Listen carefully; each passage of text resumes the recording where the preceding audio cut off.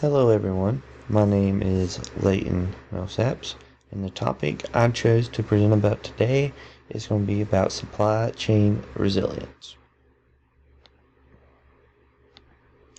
Alright, so this is kind of the outline of my presentation. So as we know, the supply chain relies on multiple technologies, and it continually advances every year. Some of the technologies I'm going to be talking about today are AI, which a lot of people are familiar with AI, and then we have blockchain, which is a little bit less familiar, and digital twins, which is also a little bit less familiar. So each one of these helps with the resilience in supply chain, and is almost used on everyday task in supply chain.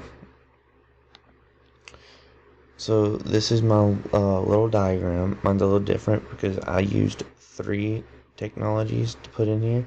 So I used AI, blockchain, and digital twin. So I had to do a little bit more research on it. So the only reason I didn't have it all green, because it all helps resilience and supply chain, is the digital twin of the information flow, because it's a little bit slower than everything else. But other than that, it's all pretty good, and it all helps resilience and supply chain. All three of these do.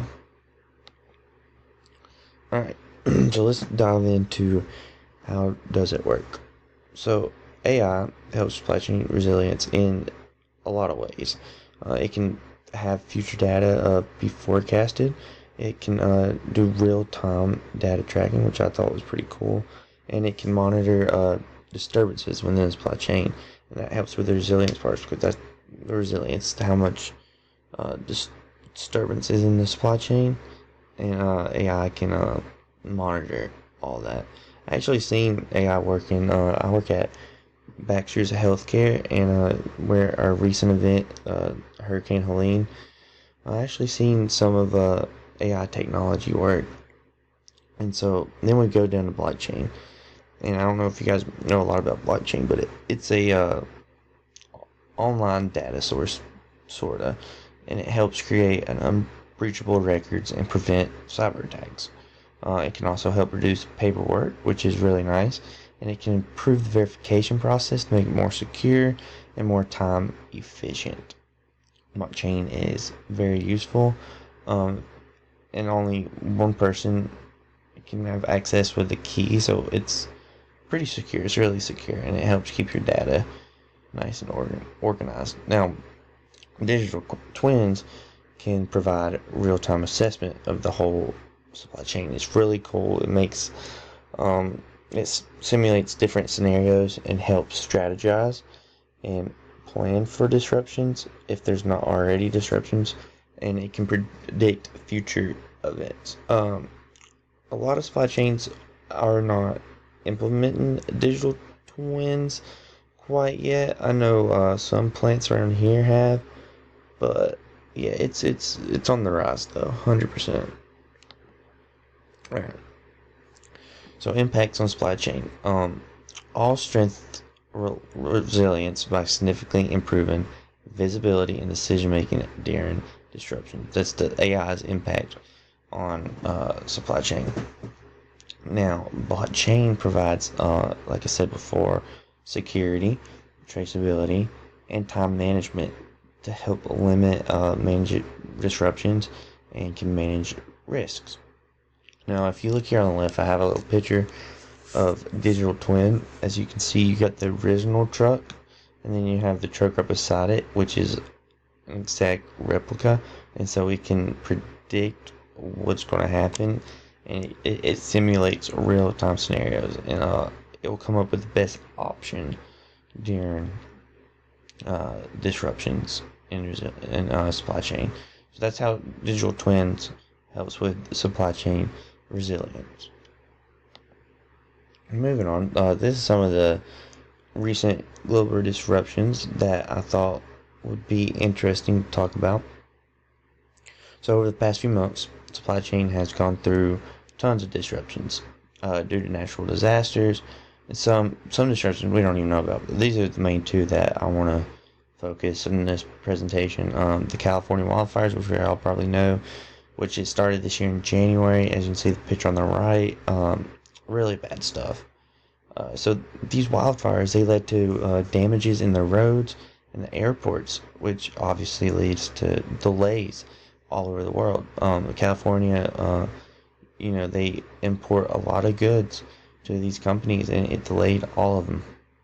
So U.S. companies are trying to adopt blockchain and AI to help improve the supply chain visibility and be better prepared for scenarios like this. Now, some companies are prepared for scenarios like this because it happens, maybe not as this big, but in a small sense, it does happen a lot. The wildfires in California. So some companies are probably prepared, but this is just an example of how AI and blockchain could be very useful in this scenario.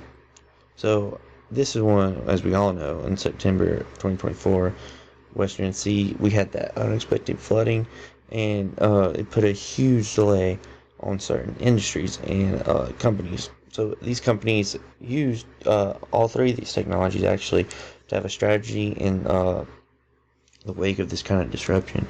So like I said, I work at Baxter Healthcare. It supplies 75% of the world's IV bag, and they were shut down for 3.5 to 4 weeks. And I got to see these technologies being used. I know Sabelco and other companies were shut down as well, and I'm almost sure they used a lot of these technologies to get back up. They always have a plan in case of a big disruption like this happened, but it's kind of hard to plan for something that's almost never happened before. So yeah, that's just these two are great examples of why these technologies are very important in supply chain resilience. All right.